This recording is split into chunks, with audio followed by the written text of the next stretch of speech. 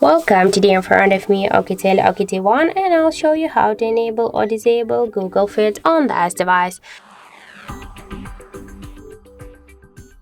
So now when we swipe with the finger to the right side, we can see that the Google Discover is activated. If you want to turn off this option, just hold for a while your device screen and here click on the home settings. You'll see here the show Google Apps Watcher. Just click once here to turn it off, and now when we'll swipe here, we can see that the Google Discover is turned off successfully. If you want to turn it on again, just click here on the home settings, tap to show Google App Swatcher, and now we can see that the Google Fit is activated. So that's it. Thank you for watching, and if you find this video helpful, don't forget to leave a like, comment, and to subscribe our channel.